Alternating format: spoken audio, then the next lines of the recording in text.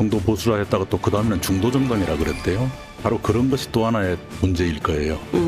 오락가락하는 것. 네. 그래서 어느 쪽을 믿어야 할지 모르겠다는 것. 지금 민주당의 고민은 중도 보수냐 중도냐 이것보다는 네. 왜 오락가락하느냐. 그리고 왜 당내 민주주의를 이렇게 봉쇄하느냐 하는 것이겠죠. 그 통합을 강조하셨던 이 DJ 정신에 대해서 좀 말씀을 드려볼게요. 김대중 전 대통령 권유로 정계 입문하셨잖아요. 이제 누구보다 DJ 정신을 잘 아시는 분일 텐데 총리께서 생각하시는 DJ 정신은 뭐가 있을까요? 가장 기본은 행동하는 양심이죠. 행동하는 양심. 네. 양심만 갖고 행동하지 않아도 안 되고. 네. 네. 행동하지 않는 양심은 악의 편이다 그랬잖아요. 네. 그런데 요즘은 DJ 이후의 정치에서는 양심이란 말도 사라졌어요. 요즘 그런 말 하는 사람이 없잖아요. 네. 어쩌면 요즘 정치인들은 양심이란 말을 두 마음이라고 생각하는지도 모르겠어요. 두 마음이요? 양심. 아, 양심. 네. 아, 네. 그러나 그래서는 안 되지요. 네. 다시 원점으로 돌아가야 됩니다. 요즘 다시 읽어보는데요. DJ께서 영국 유학 마치고 돌아왔을 때 다시 새로운 시작을 위하여라는 책을 내시거든요. 네. 그 중에서 젊은 후배들에게인가 하는 글이 있어요. 네. 예, 정치를 하고자 하는 후배들에게 주시는 말씀인데요. 네. 먼저 이걸 결정해라. 어떻게 해서든 국회의원 배지를 붙이고 정치쟁이가 되려고 하는지. 정치쟁이가 되려고 하는지. 안 그러면 진실과 정의를 위해서 일생을 바치면서 국가와 민족을 위해서 헌신하는 정치가가 되려고 하는지 이것부터 결정해라. 이것부터 결정해라. 더 다른 기묘한 좋은 방법이 없습니까? 라고 묻는다면 그 사람에게는 정치하지 말라고 말하겠다. 명확하게 정치인에 갈 수 있는 길은 정치쟁이와 정치가가 있다. 이건 어쨌든 그 선택의 문제인데 그 선택을 한 이후에 평가도 받는 것도 그 사람이 책임져야 되고. 총리님 정치 시작하실 때는 그 김대중 전 대통령이 따로 좀 주신 말씀 있으실까요? 우선 공천 과정부터 네. 꽤 인연이 있었고요. 그 이전부터 이런 일이 있었습니다. 네. 저희 아버지가 돌아가시기 1년 전에 저희 고향의 길 옆에서 DJ하고 만난 적이 있어요. 영광 저희 고향에 보궐선거가 있었습니다. 네네. 서경원 미륵북 사건 이후에 거기에 유세어로 DJ가 오셨다가 저희 아버지는 이미 노쇠해서 유세장에 못 들어갈 사람이 너무 많이 그래, 길거리에 서 있었는데 DJ가 차 타고 나가시다가 누군가가 얘기해 주니까 차에서 내리셔가지고 직접 내리셔서 아버지한테 인사를 하면서 이낙연 기자는 참 변함없는 사람입니다. 그 말씀을 해주신 것이 아버지 돌아가실 때까지 자랑이었어요. 변함없는 사람입니다. 굉장한 극찬인데요. 저희 아버지가 그 야당 경력이 김대중 대통령보다 더 위거든요. 나이도 위고 그래서 야당 경력 선배신데요. 그래서 돌아가실 때까지 존칭을 안 썼어요. 정말요? 네. 그래서 그대로 옮기자면 김대중이가 우리 아들 칭찬하대는 그 기분으로 1년을 버티고 돌아가셨어요. 그렇게 그때 제가 도쿄 특파원이었는데. 도쿄 특파원이셨어요. 네. 그리고 이제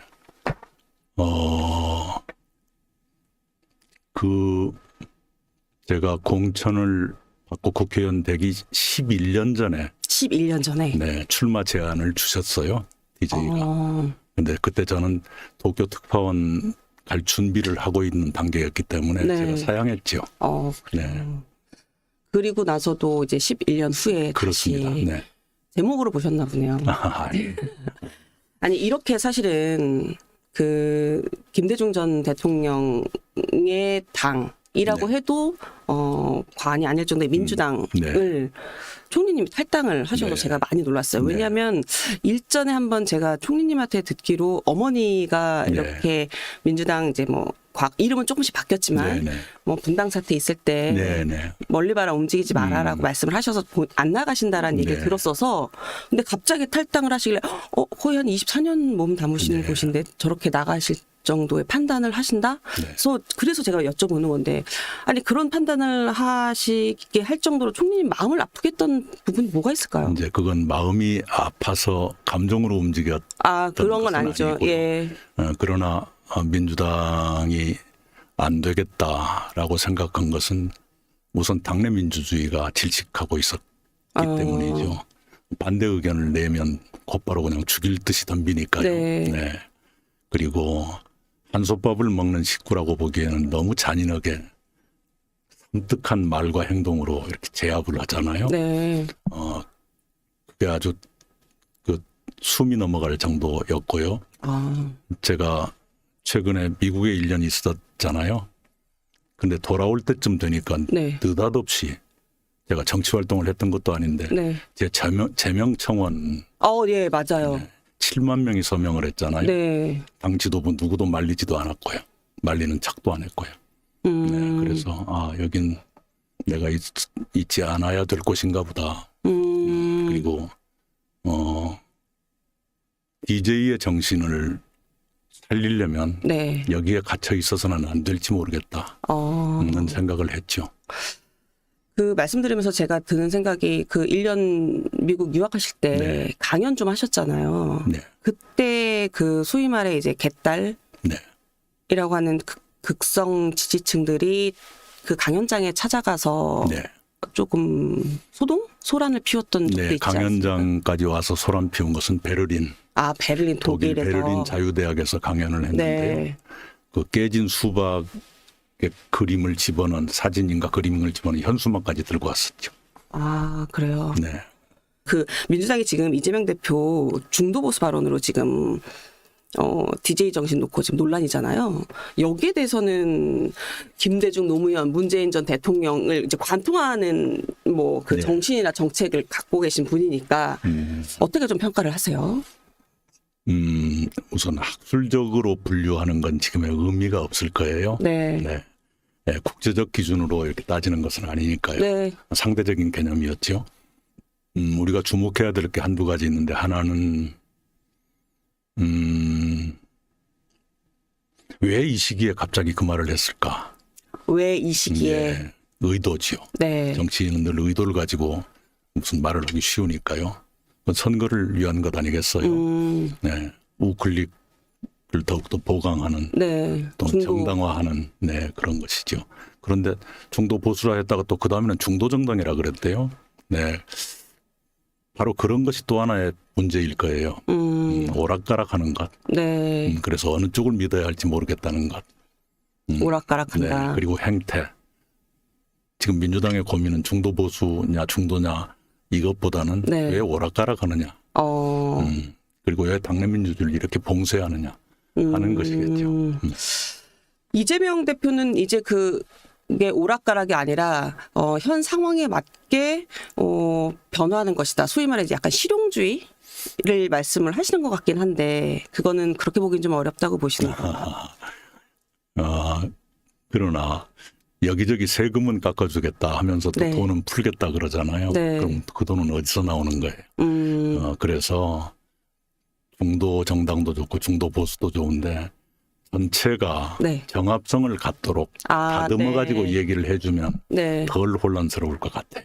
네. 전체적으로 논리상 설득이 되게. 그때 필요한 얘기를 꺼내니까 네. 노총에 가면 또 우클릭 걱정하지 말라고 또 그러고요. 네. 그리고 중도 보수라 그러고 그럼 뭐 어떻게 종잡아야 돼요. 네, 그런 것이 조금 좀 더 정교하게 다듬어질 필요가 있다. 그래야 신뢰를 얻을 것이다. 그렇지 않으면 신뢰를 얻기 좀 어려운 상황이다라고 말씀을 주시는 것 같은데 작년 7월쯤인데 그 새누리민주당 전당대회에서 네. 총리님 이 말씀하셨어요. 이대로 가면 올 가을이나 겨울에 혁명적 사태가 일어날 수 있다. 네. 근데 이게 지금 딱 맞았단 말이에요. 네.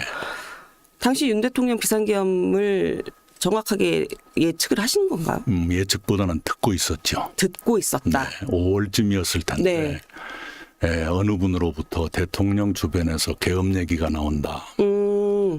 처음에는 에이 하고 웃어버렸어요. 네, 지금 그래서 그냥 한 귀로 흘렸는데 같은 분한테 며칠 뒤에 또 들었어요. 그래서 믿기지는 않지만 굉장히 찜찜하게 마음에 남아 있었죠. 그런데 여의도에서 벌어지는 일은 마주 달리는 기차처럼 마구 충돌하고 있었고요. 네. 그래서 이러다간 큰일 나겠다. 네. 좀 절제하면 좋겠다라는 취지에서 그 말을 했어요. 그런데 그 뒤로 절제가 안 되고 네. 끝내 파국까지 갔죠. 이 계엄 선포한 윤석열 대통령 검찰총장에서 이제 으로 발탁됐을 당시 총리셨잖아요. 그때 검찰총장으로 발탁하는 거 반대하셨다고 들었는데. 네, 그렇게 뭐 내놓고 반대하거나 그런 것은 아니었고요. 네. 위험한 사람이다라는 얘기를 들었어요. 어떤 점에서 위험한 사람이다라는 우선은 패거리 짓기를 좋아한다. 그리고 그 칼끝이 어디로 향할지 모른다. 다시 그런 문재인 정권을 향해서 칼을 들이댈 수도 있다는 뜻이죠.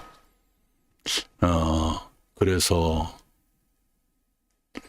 그런데 그때 청와대는 이미 기울어 있었죠. 네. 윤석열 검찰총장으로. 그러면 검찰의 요직 가운데 네. 한 7개 정도가 있다고 치면 그중에 윤석열 검찰총장을 견제할 만한 사람이 몇 사람이라도 있어야겠다 하는 것이었는데 네. 그것도 잘 안 됐어요. 그냥 윤석열 사단으로 거의 인사가 끝나가서 겨우 한 자리 정도 견제할 만한 사람이 그 인사된 적이 있었죠. 그 검찰 개혁에 대한 그 열망이 강해서 그렇게 된 걸까요? 그렇게 대통령은 설명을 하셨죠, 나중에. 네. 그것까지는 모르겠어요. 하여튼 뭐에 씌운 것처럼 그 분위기가 윤석열 쪽으로 이렇게 가고 있었어요.